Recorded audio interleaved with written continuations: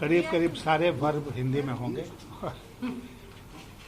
नहीं, आज हम लोग जो विशेष रूप से आए चुनाव आयोग से मिलने के लिए, उसके पीछे 2 चरणों का जो अनुभव था चुनाव का, उसको हम लोगों ने लिखित रूप में उनको दिया है और उसके साथ ही साथ जहाँ जहाँ जो त्रुटियां रह गई उसका विशेष रूप से और स्पेसिफिक रूप से उल्लेख किया है कि कहाँ क्या त्रुटि रह गई। और खास तौर पर ईवीएम को लेकर जो त्रुटियां हमारे ध्यान में आई हैं उसको उनके ध्यान में हम लोगों ने लाया। उसके अलावा जो हिंसा हुई है, जो वायलेंस हुआ है कई स्थानों पर, विशेष करके भारतीय जनता पार्टी के द्वारा, उसको हम लोगों ने चुनाव आयोग के ध्यान में लाया है और अनुरोध उनसे किया है कि आगे इन बातों पर विचार करके वो सुनिश्चित करें कि ये त्रुटियां आगे नहीं होगी, क्योंकि 6 फेज का चुनाव अभी बाकी है।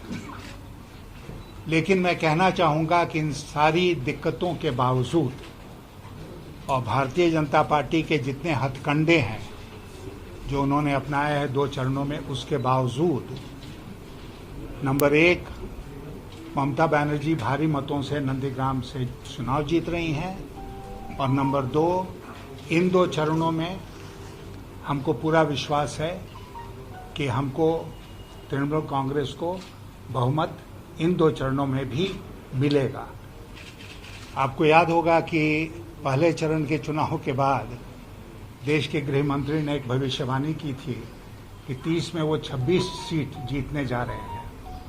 तो मैंने ट्वीट करके कहा था कि मैं बहुत उनका आभारी हूं कि 26 का दावा उन्होंने किया, वो 32 या 35 का भी दावा कर सकते थे।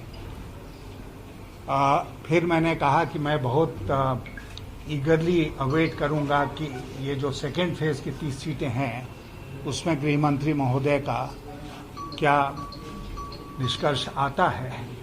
लेकिन मैंने देखा अभी तक नहीं आया है, शायद आप लोगों के पास आया हो तो मुझे बताइएगा। क्यों नहीं किया होम मिनिस्टर ने इस बार दावा, क्यों नहीं किया? यह भी एक प्रश्न है, उन्हीं से पूछना चाहिए। लेकिन जो गंभीर बात है वो गंभीर बात यह है कि सेंट्रल फोर्सेस का डेपुटेशन होता है चुनाव में, होना भी चाहिए। लेकिन एक उम्मीदवार के नाते कभी कभी हमने महसूस किया है अपने चुनाव में कि सेंट्रल फोर्सेस की भूमिका निष्पक्ष नहीं होती है।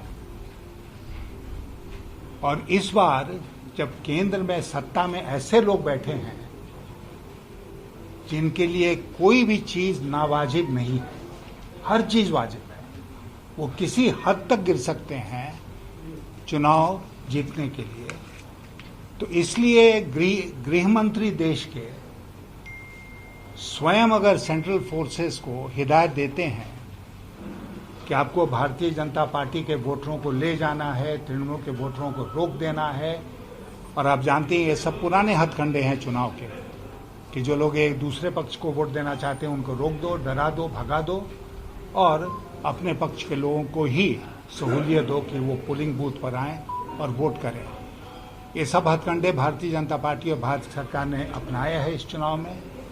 चुनाव आयोग का ये कर्तव्य बनता है कि वो देखें कि चुनाव निष्पक्ष और फेयर हो, और यही रिक्वेस्ट करने के लिए हम लोग आज चुनाव आयोग से मिलने आए थे। आप कह रहे हैं दोनों चरणों में चुनाव वो निष्पक्ष रूप से चुनाव भी आप कहना चाहते हैं? मैं ये कहना चाहता हूं कि जितना उसको पार्टीजान, एक पक्षीय बनाया जा सकता था, उतनी भरपूर प्रयास भारतीय जनता पार्टी और देश के गृह मंत्री महोदय ने किया। लेकिन उसके बाद भी जो लोगों के बीच में लहर है उसको कोई रोक नहीं सकता, आप जानते हैं। और देश में कई चुनाव हुए हैं जिसमें कि ये बात साबित हुई है। और इसीलिए मैं कह रहा था आपसे कि उस सब के बावजूद इन 60 सीटों में, जिसका 2 चरणों में चुनाव हुआ है, तृणमूल कांग्रेस को भारी बहुमत मिलने जा रहा है।